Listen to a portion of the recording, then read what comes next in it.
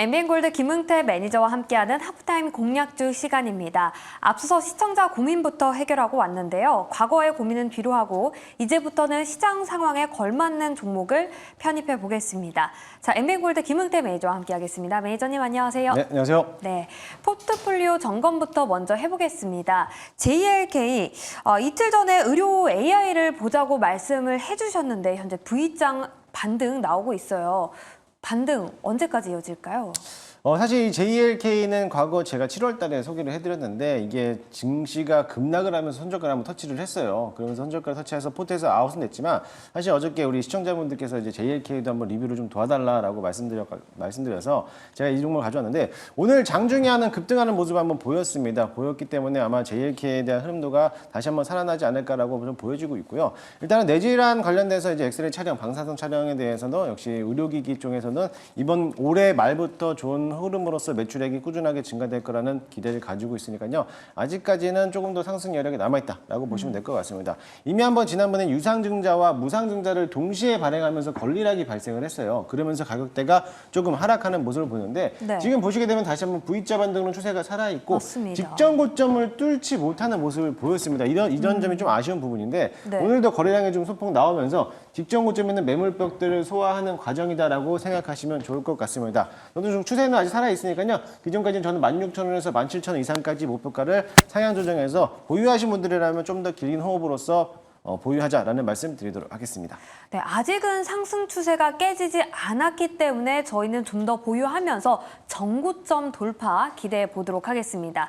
계속해서 제일일렉트릭도 볼 텐데요. 25% 수익 중이고 목표가를 달성했습니다. 매니저님 축하드립니다. 네. 자, 제일일렉트릭 증권가의 긍정적인 보고서도 나왔고요. 또 미국과 수출 계약도 최근에 맺었더라고요.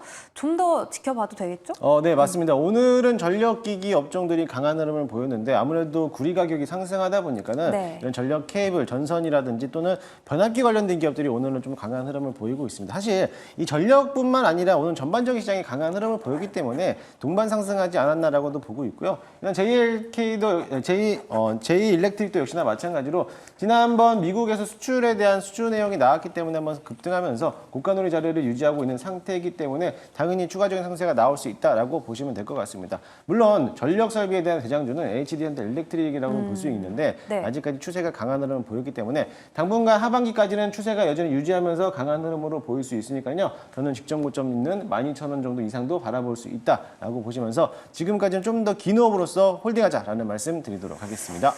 네. 제일일렉트릭도 역시 같은 의견입니다. 하반기에는 상승 추세가 이어질 거기 때문에 12,000원 직전 고점 돌파하길 기대해 보겠습니다.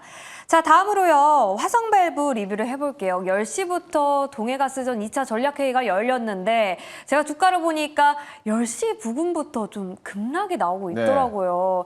네. 이게 또 이렇게 하락하니까 보유자 입장에서는 지금이라도 더 떨어지기 전에 팔아야 하는 건지 더 눌렸다가 다시 들어가야 되는 건지 앞으로 일정은 있을 텐데 일단 오늘은 세론입니다.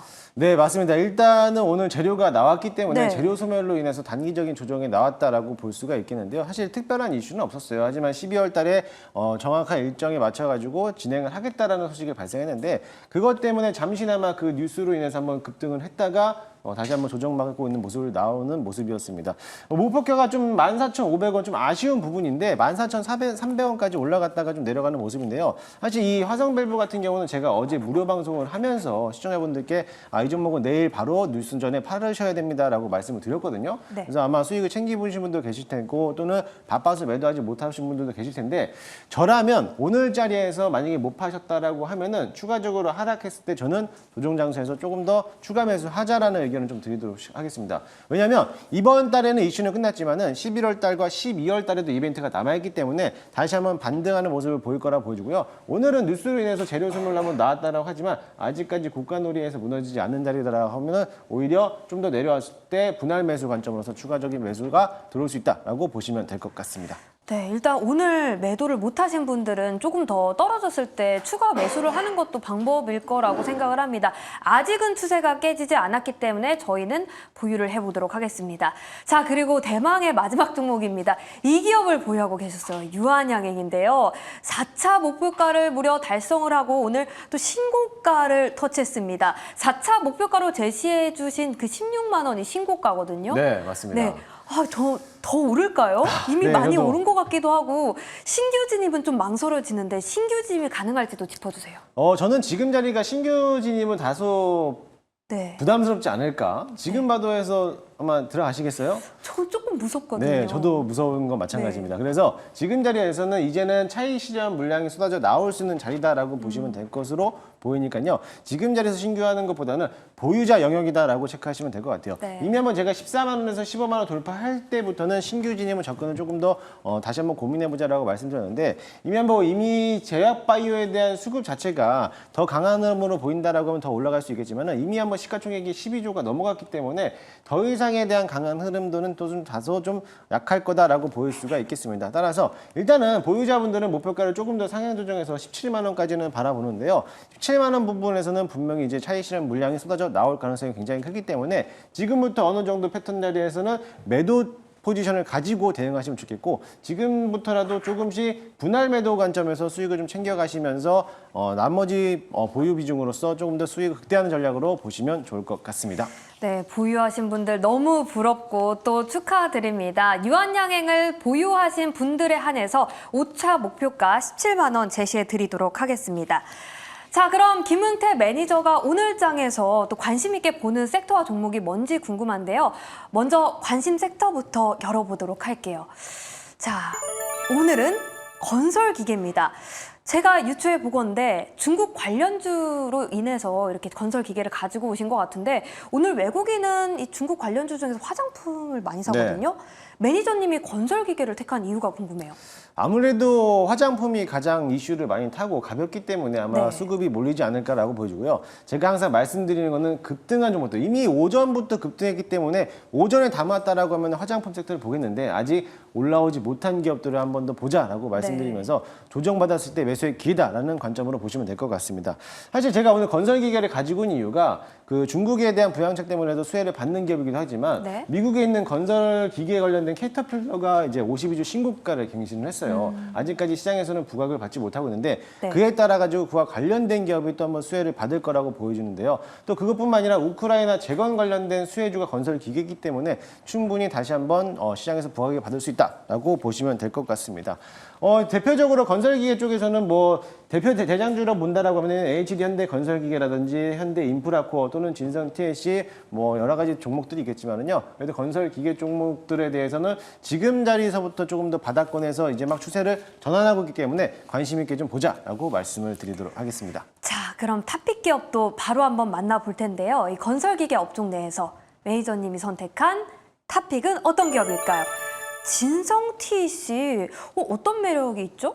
네, 진성 TC도 역시나 마찬가지로 건설 중장비 부품을 제조하는 업체이기도 합니다. 가장 메리트 있던 건 뭐냐면은 지금 캐터필러가 52주 신고가를 갔을 때 주 고객사가 캐터필러라는 점에서 한번 부각을 받을 수가 있다라는 네. 점입니다. 그래서 아무래도 수혜를 빠르게 또 받지 않을까라고 보고 있고요. 네. 주 고객사인 캐터필러에 대한 중장비 하부 구조 부품에 대해서 납품하고 있고 그뿐만이 아니라 일본이라든지 미국 여러 가지 해외에도 매출액이 꾸준하게 증가되고 있다라는 점에서 좀 장점을 부각시킬 수가 있고요.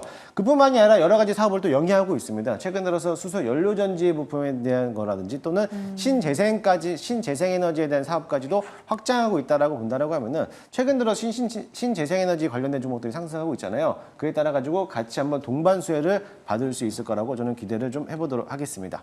차트 한번 보여주시면은요. 네. 일단은 진성 TC가 그동안의 조정을 좀 많이 나오고 있는데 이제 막 반등하는 모습을 보이고 있어요. 이제 막 오늘자리도 거래량이 들어오고 있는데 저는 현재가에 매수 한번 편입을 한번 해보도록 하겠습니다.